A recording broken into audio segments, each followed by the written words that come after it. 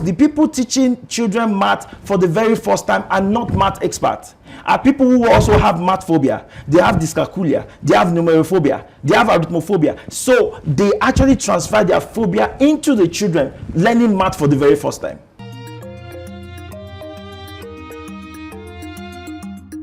Good morning and welcome to The Big Story on Daybreak Live, right here on Dominion Television. I am Samson Balogun. Today we are diving into one of the most talked about developments in Nigeria's education landscape. The federal government's decision to remove mathematics as a compulsory subject for art students. It's a policy that's drawing sharp reactions from educators, parents, and students alike. Supporters say it's time to give learners the freedom to focus on subjects that truly align with their strength.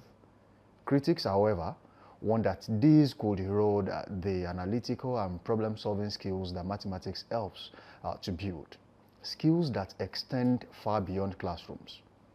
So is this move a step towards innovation in our curriculum, or the beginning of a dangerous academic downgrade? Thank you for joining us on the show this morning. To help us make sense of this major policy shift, let's first understand the development itself. Under the new directive by the Federal Ministry of Education, mathematics will no longer be a mandatory subject for students in the arts and humanities at the secondary school level. The change aims to reduce failure rates and anxiety among learners while promoting specialization in subjects such as literature, government, fine arts, and languages. However, many education experts caution that mathematics is not merely an academic hurdle, but a tool that shapes reasoning, discipline, and logical thought. They argue that removing it from the compulsory list could widen the intellectual divide between arts and science students, and in the long run, weaken cross-disciplinary competence that modern economies depend on. Joining me to unpack this deeply consequential decision is a man at the forefront of reimagining education across Africa, David Wilson. He's the founder of Matchominds Universe of Geniuses, a Cambridge-certified educator, and the brain development expert with over 2 decades in teaching and training. He's the creator of the I'm 5 times smarter methodology, which blends abacus, mental math, brain gym, and mind games to turn learners into math champions in just 3 months. Through his Transhaper certification program, he's equipping educators across Africa to revolutionize how children learn, think, and grow. He believes mathematics is more than numbers. It's the heart of transformation and a key to unlocking human potential. David Wilson, Chief Transhaper and Global Education Trailblazer, thank you for joining us this morning. Thank you. Good morning, yes. Good to have you here. Thank you. This is going to be a very interesting topic. I mean, parents, students, everyone they have 1 or 2 things to say about this. And I know that as an educator, there's a lot to talk about too. a lot. Now, let's unpack this very quickly. As an educator, the news broke yesterday. You heard it. How did you feel? Okay, I felt bad, I must be very frank. Not just because of the fact that I need to be critical about the decision, or not just because of the fact that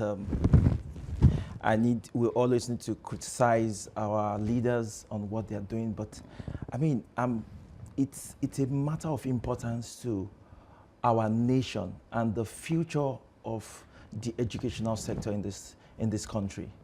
I felt like they are removing something very vital.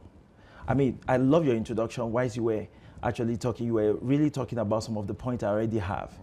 I mean, remove math from the educational stream of a particular set of people is like removing oxygen, something that people need to breathe with. Let me go deeper. I mean, I know that a lot of people are happy, a lot of our students are happy, you know, I mean, they've had a very poor math experience in their various schools. I mean, some people have math teachers who didn't try. However, mathematics is not just a subject. I think where we got it wrong as a nation, as a people, is that mathematics is being taught as a subject. Mathematics is supposed to be taught as a life skill. What's the difference? As a subject, as a life skill? Now, if it's taught as a subject, mathematics in itself is abstract. Okay. You know, so if I say 2025, you know, what comes to mind quickly is we're in year 2025. Year 2025. Now, I mean, if you relate with countries, continents that have taken math from being abstract to being concrete, I mean, teaching math as a pictorial subject, you will see that they will see 2025, and that actually gives the learner that confidence, you know, with math. However, what we have done in this part of the world is to then teach math as a subject instead of a life skill. Now, what do I mean by a life skill? You can listen to me right now. Do you know that listening is a life skill? Right. Do you know that problem solving is a life skill? Now, problem solving is not just about solving mathematics or solving complex problem. Problem solving is the way we are analyzing this thing right now. You know, our problem solving skills is going to be seen in what we do. Visualization is a life skill. These are brain skills, but they are life skills. You need them to survive. Focus and concentration. People will be listening to me right now. They are focusing on me. That focus, concentration, listening, critical thinking, logical reasoning, all of these things are life skills. I mean, so that's what math is supposed to do. So math is supposed to develop in us the ability to think critically on any situation. So why do you want to remove something that is going to help a child to think critically, or a child to think logically, or a child to visualize, or a child to concentrate, or a child to focus, or a child to listen more? Do you know that if our children can listen more, concentrate more, and focus more, do you know that our problem as parents, as educators, as stakeholders will actually be reduced? So unplugging math from a set of children who have not seen math as something interesting, I think is something we really, really need to be very careful about. Let me go a little bit deeper again. Now, a lot of math teachers have not helped. I mean, the traditional... I was still coming to that. Yeah, some made it look like rocket science. Yes. I mean, the problem, let me tell you, the problem is that we behave, or we act like those who trained us. So, from the beginning of mathematics, I think those people who started math didn't train other people well. I mean, other people well. When those people now, I mean, they made up their mind to begin to teach, they also taught math poorly the way they are taught. So the problem has actually been from generation to generation. It's a foundational problem. So it's a foundational problem. However, things are changing. I mean, we have apps right now. There's an app called Photomat. There are a lot of AI stuff that are beginning to, I mean, reshape this thing. I made up my mind. I mean, I asked myself a question when I knew I was going to teach, that what is my purpose? Why am I teaching? Why do I want to teach the children? Is it for them to fail? Is it for them to feel threatened? Is it for them to feel, is it for them to see the subject as something they will not be able to solve, or is it for them to have fun learning? I had to define that. Don't forget, I was also taught by some people who were not good. But I was also taught by some very fantastic teachers who made me fall in love with the subject. And then I made up my mind as a person that, okay, when I teach, when I come in contact, I mean, I don't know if you know math, I don't know your math story, but I can tell you right now, if you submit to me in few minutes and I begin to teach you math, you are going to fall in love with it. I was still saying this morning, I never failed, but I never got an A, so I was somewhere in between. Okay, I mean, well, actually, I was going to talk about that, because what the requirement for mathematics is not A, it's, I mean, if you can have 50, that's 6 6. 6 6 is 50 to 54. So if you can have 50 to 54, you are good to go. I mean, in life, nothing, tell me what is easy in life. You want to drive is not easy. You tell me one thing, I mean, you are a journalist. Is it easy to be a journalist? Absolutely. It's not easy. So if you now have a requirement that says that you should have 50% in a thing, and that thing is being scrapped, I think it's something we really need to look at because of our future. And you know one thing, our children will be competing, will be on a global scale. I mean, they will be judged on a global scale. I mean, many of our children want to study abroad. Many people in art class, they want to study abroad. And they will still be asked, you know, I mean, they will be tested on their mathematical skill. You want to get a job, you are going to be tested on mathematical skill. You will become a parent, your children will be learning math. What if you are a child, I mean, you studied art and you have a child that is going to sciences and you need to help that child. How are you going to help that child? I mean, so we are not really thinking about the long-term effect of this thing. It's in the long-term effect. Now, let's look at Asia. I mean, in 2013, I saw what the Asians were doing with math for the very first time. And I was so amazed. In fact, in Asia, they use, I mean, you know, we use abacus. I run an organization called Matchominds Universe of Geniuses, where we use the abacus that the Asians are using.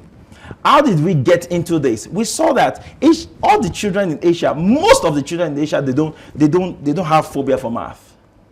What is the secret? In Asia, go and do the research I'm about to say. In Asia, your first birthday gift is an abacus because it's called a tool of intelligence.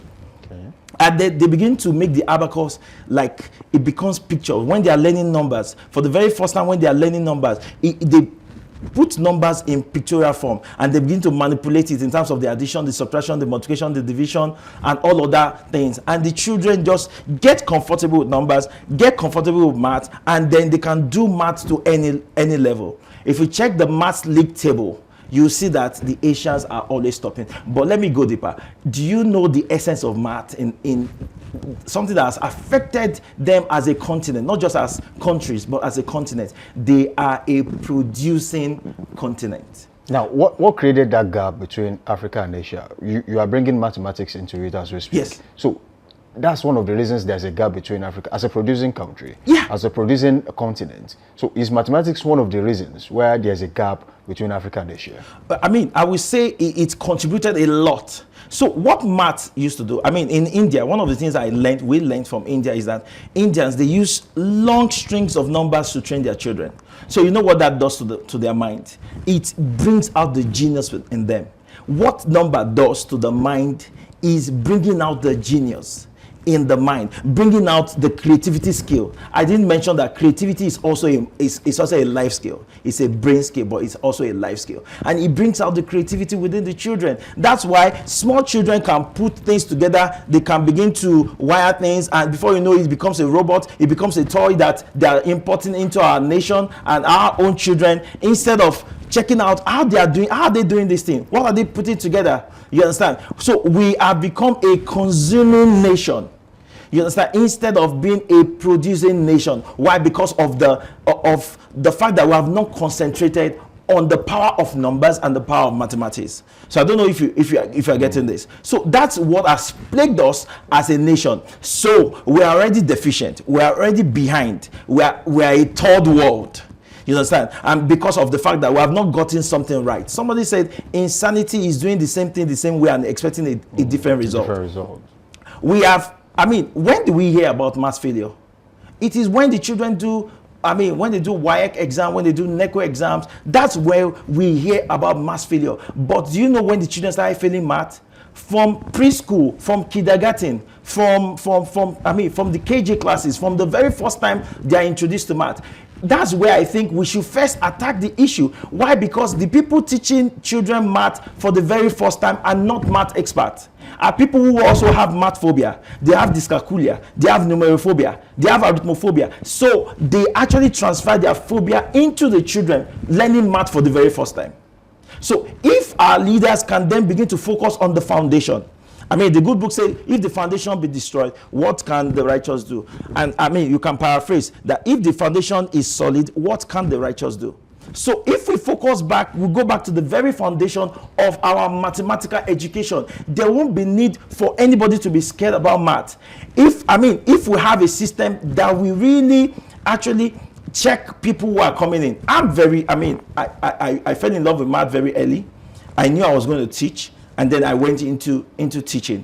You know, the best brains from each school are meant to go back to the class. Now, let me ask you this question very quickly. I was going to that, but of course, you gave me a cue. Now, talking about hiring teachers, who takes care of mathematics. Oftentimes we realize the fact that majority of people who have found themselves in the teaching world as we speak, they are either people who failed to secure a job at their dream place and eventually end up being a teacher.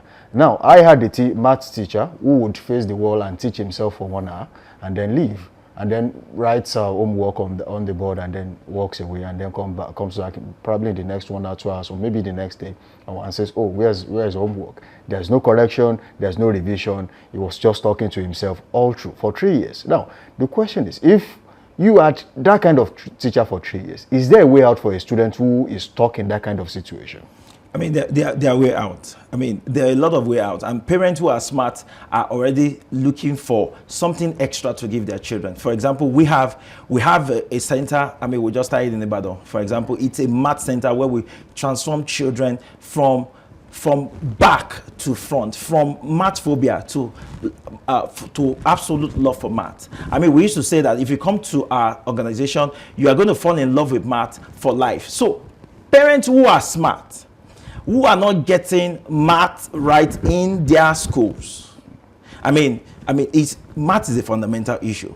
So we have not gotten it right with training the teachers. You said, I mean, a lot of people who didn't get their dream job, they find themselves teaching, and then it's compulsory for them to teach math that they don't know, so they struggle with it. So it's a foundational problem. We still have the problem right now, and that's why this is coming. I mean, I know that this is coming, it's stemming from the passion and the compassion that the leaders have for our students to be able to secure opportunities to enter, gain admission into schools. However, are we looking at the future? So teachers who are not engaging the children right can be trained. They can be retrained. I mean, that's why we have a training, for example, it's called the Transhapers training, where we train the minds of the teacher. How do you teach? How do you dress? How do you connect with the children? Kids don't learn from those they don't love. That's the very first thing a math teacher is supposed to begin to do. When I come across you, I want to teach you math, the first thing I'm going to get from you is your likability. Not because I want to force probability into your brain, or I want to force algebra into your mind, or I want to force things. I mean, our teachers of math, they have actually done harm to many of our students. Many people don't like math. If you ask parents, they are scared of math. If you ask, if I ask many of you in this TV station, people will say that we don't like math. You know what? The effect of that also is when your children, they see that you are saying you don't like math. Daddy is not interested in math. Mom is not. Automatically, they say that. So what do I have to do with math also? So that's already a problem. But don't forget, math is actually going to help us as a nation. We have data analysis. We have metrics. You understand what we're looking at? We have artificial intelligence. All of these things, the system running behind all of these things is code, which is made up of numbers, which is made up of math. You understand? So if we are running away as a nation from mathematics, we are actually going to be injuring our children, our future leaders. We are going to be injuring them from doing the right thing, from meeting up with standards. So what will parents do? Parents should look for people who can then help their children to fall in love with math. Could this current situation, new announcement by the federal government, unintentionally widen the intellectual gap between art and science students? Absolutely. When I was in school, science, I was in science. And then it's not because I wanted to go for science. It's because of my skill set. My skill set, I was needed in science class. And then don't forget, I had a very fantastic math foundation. My dad, my dad really helped me and introduced me to numbers early in life. And I think that is one of the things that has helped me. In fact, I didn't know the advantage or the benefit of what my dad did to me until I started getting the knowledge from Asians.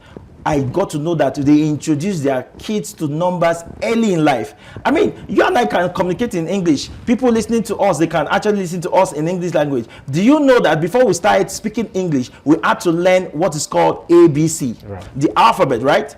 I mean, from alphabet, we started doing 2-letter word, 3-letter word, 4-letter word, and then before you know it, we started reading sentence. Before you know it, we started communicating in English. But listen to me. Math is not taught systematically like English is being taught.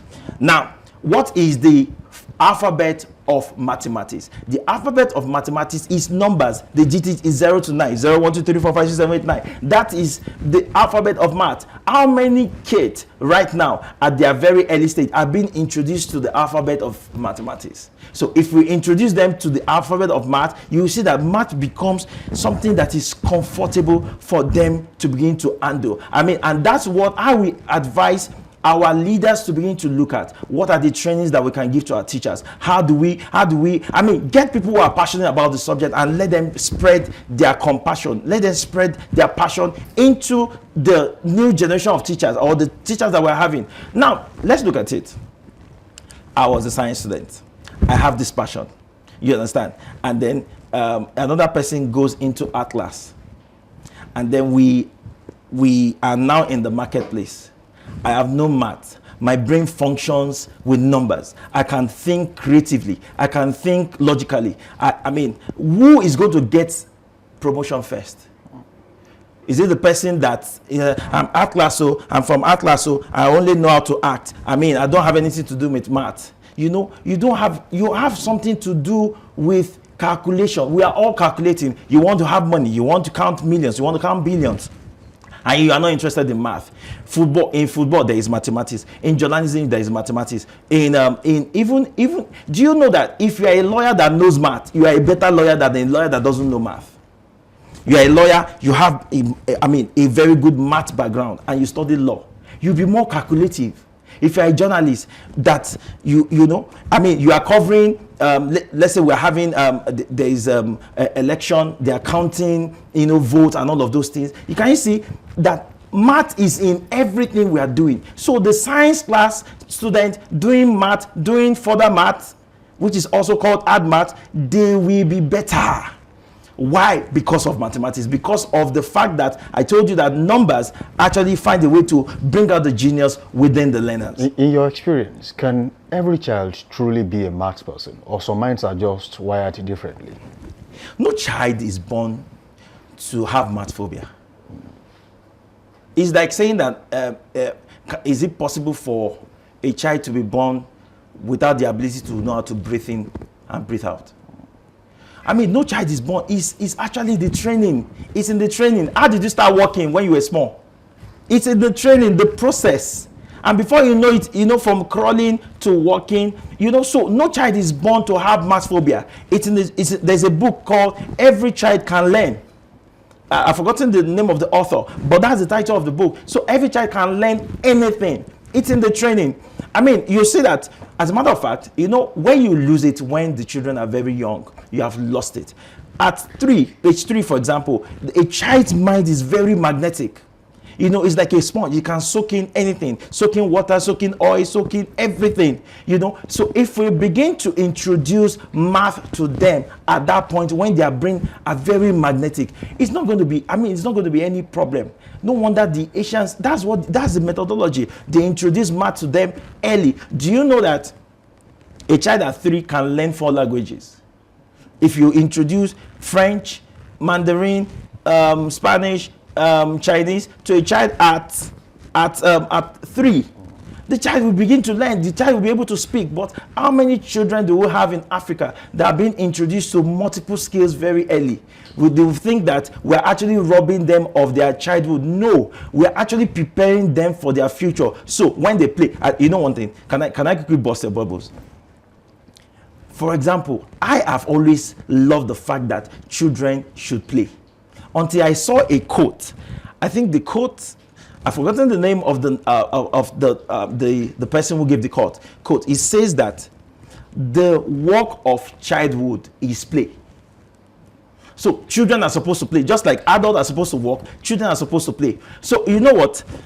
Another quote by Pablo Picasso, he says that if the children are not learning the way we are teaching, why don't we teach the way they love to learn? How do kids love to learn? They want to play. They want to play. So what's a math teacher supposed to do? Find a way to integrate play in the teaching. Make the play the icing on the cake, and make the real work the real cake. When you see a cake, what do you see? Do you see the cake? You don't see the real cake. What you see is the decoration, the icing, and that's what attracts you. So that's what we do. method, the phone learning methodology is a methodology that has worked and should be adopted by all of our teachers. Let the children play. I read a book called Brain Rules by Dr. John Medina. In that book, Brain Rules, it says that the brain is actually not designed to work at its optimum best when it's at rest, when it's just staying at rest. The brain is designed to work at its optimum capacity when it's in motion. Immediately I discovered that our classes are always in motion. You know, normally we're just supposed to sit and listen to the teacher. No, give the kids some motion. Let them play around whilst you are teaching math.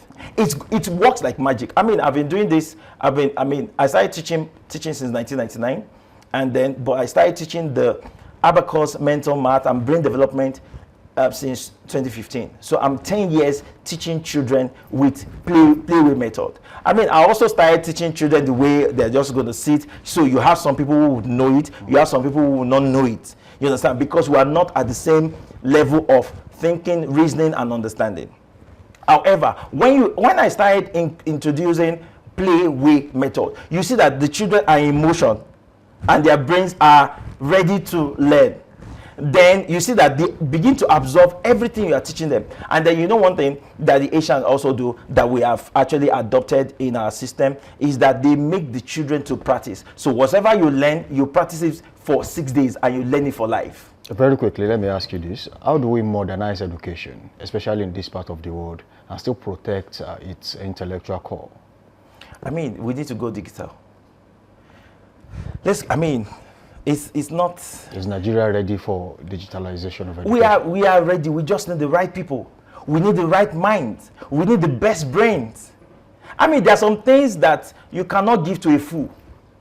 There are some things that you cannot give to people who are not competent. Let's leave tribalism. Let's leave things that will harm our future, harm our children. If our ancestors failed us, we should not fail our descendants. You understand? So let's take away all of these things and bring out the best brains. Oh, you have the capacity to do this. Okay, come. Let's hear you. Let's listen to what you can do. What can you do differently? Assemble best brains. Let the leaders actually gather best brains. Look for them. Gather best brains. And how do we do this thing? We can actually modernize, or we can actually customize something that can work for us even at this level as we begin to journey to the place of perfection. So we need to start.